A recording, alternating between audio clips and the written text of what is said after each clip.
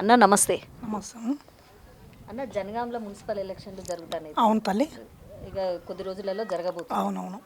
ఎట్లాంటి అభివృద్ధి జరిగిందన్న ఇప్పుడు ప్రభుత్వంలో కానీ గత ప్రభుత్వంలో కానీ ప్రజలు ఏమన్నా సంతృప్తితో ఉన్నారంటారా? విషయం ఏంటంటే జనాలకు కావాల్సింది అభివృద్ధితో పాటు మనకిక్కడ ఉన్నటువంటి ప్రజలకు ఒక కంపెనీలు అనేది ఎవరు కూడా భావించటం లేదు.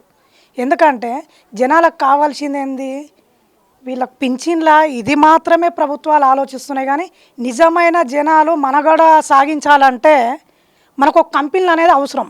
కానీ ఏ ప్రభుత్వాలు వచ్చినా మీకు మేము పింఛన్లు చేస్తాం, మీకు ఇందిరమ్మ ఇండ్లు ఇస్తాం, ఇవే చెప్తా ఉన్నారు. కానీ ఈ జనగామ డిస్టిక్ని అభివృద్ధి ప్రదంలో నడిపించడానికి ప్రధానంగా నేను కోరుకునేది ఏంటంటే కంపెనీలు అవసరం ఈ జనగామ ప్రాంతానికి. జనగామ ప్రజలకు జీవనోపాధి అవసరం అంట, చాలా అవసరం. ఎందుకంటే ఈ జనగాం జిల్లా హెడ్ క్వార్టర్ అయినా కూడా ఇప్పటికి కూడా ట్రైన్లో ఎక్కి హైదరాబాద్ డ్యూటీకి వెళ్ళడం జరుగుతుంది, ఇటు వరంగల్ వెళ్ళడం జరుగుతుంది. అందుకోసం జీవించడానికి కంపెనీలు చాలా ప్రధానం. ఎందుకంటే ఈ సిటీని పెంపించడానికి పెద్ద చేయడానికి ఈ ప్రాంతానికి కంపెనీలు ఉంటే ఈ ప్రాంతం బాగుపడుతుంది.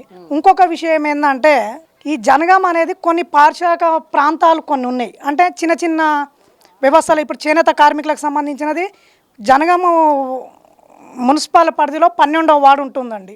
అది చేనేత కార్మికులకు సంబంధించినటువంటి అంశం. దానిపైన ఏ రాజకీయ పార్టీ కూడా మాట్లాడడం లేదు. ఇంకోటి అదే కాకుండా కుర్మవాడ అని ఉందండి. కుర్మ వాళ్ళకి ఏమి కావాలి, వాళ్ళ కోసం మాట్లాడడం లేదు. అదేవిధంగా కుమ్మరి వాళ్ళు ఉంటారు.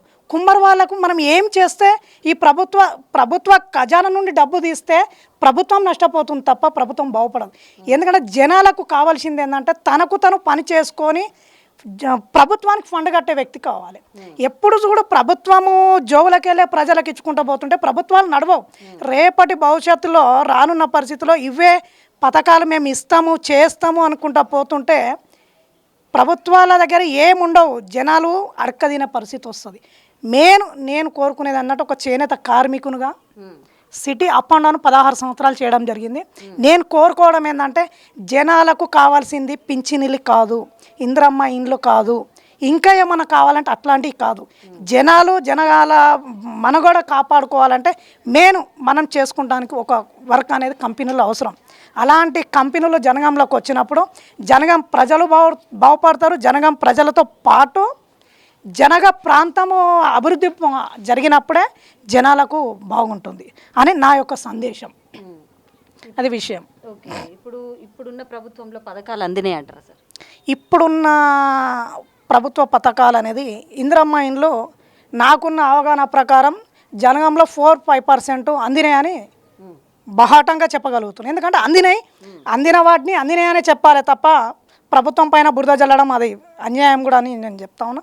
కానీ కొద్దిగా % జరిగింది, ఇంకా జరగడం అనేది ప్రభుత్వం నుండి వచ్చేటువంటి కాకుండా నా అంశం ఏంటంటే కంపెనీలు ప్రభుత్వ ఖజానా నిండాలంటే కంపెనీలతోటే ప్రభుత్వ ఖజానా నిండుతుంది. కాబట్టి ఏమి లేకపోతే ప్రభుత్వానికి లోటు బడ్జెట్ ఏర్పడుతుంది.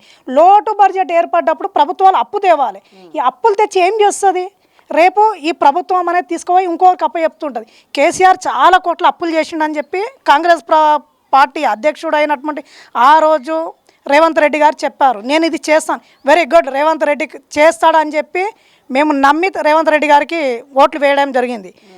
తెలంగాణ ఉద్యమకారుల కోసం చెప్పారు, 250 గజాల జాగా ఇస్తానని చెప్పారు.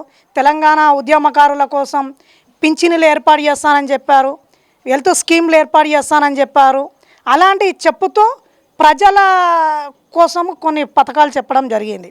ఆ పథకాలని నడిపించాలని కోరుకుంటాం. ఎందుకంటే నేను ఒక్కరిని ఈ కంపెనీలు కావాలని, కొంతమందికి నిరాటంగా ఉట్టిగా తిరిగే వాళ్ళకు ఈ ప్రభుత్వ ఖజానా నుండి వచ్చే డబ్బులని ఆశించి ఉండేవాళ్ళు చాలామంది ఉన్నారు. కానీ ఇది నేను తప్పు అని చెప్పి నేను చెప్తున్నాను. ఏ ప్రభుత్వం వచ్చినా ఇవాళ తెలంగాణ రాష్ట్రంలో కాంగ్రెస్ ప్రభుత్వమే కానీ ఆనాటి కేసీఆర్ ప్రభుత్వమే కానీ ఈ పథకాలను బంద్ తెచ్చుకుంటేనే ప్రభుత్వాలు బాగుపడతాయి. ప్రజల కోసం మనం ఉన్నామంటే దేనికోసం ఉన్నామంటే నా లక్ష్యం ఏంటంటే పని చేసుకోవడానికి కంపెనీలు అవసరం.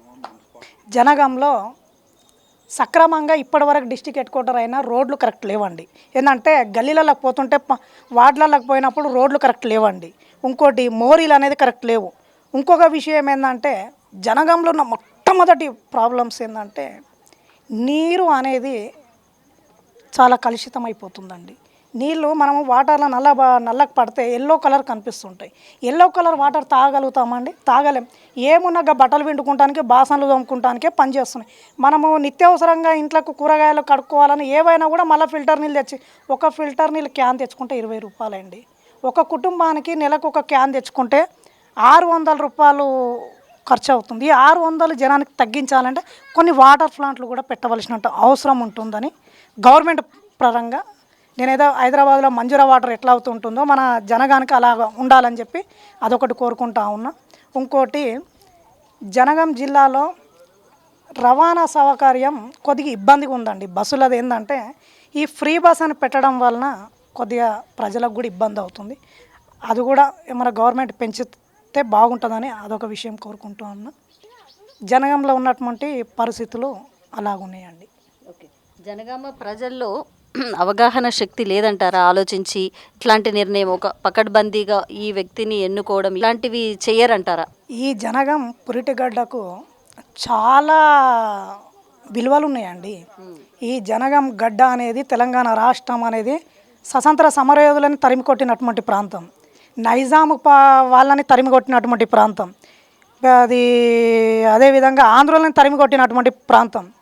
ఈ ప్రాంతం చాలా ప్రతిష్టాత్మకంగా ఉన్న ప్రాంతం, కానీ ప్రజలని మరిపిస్తున్నారండి. పథకాల పేరు చెప్పి ప్రజలను మరిపిస్తూ ఉన్నారు.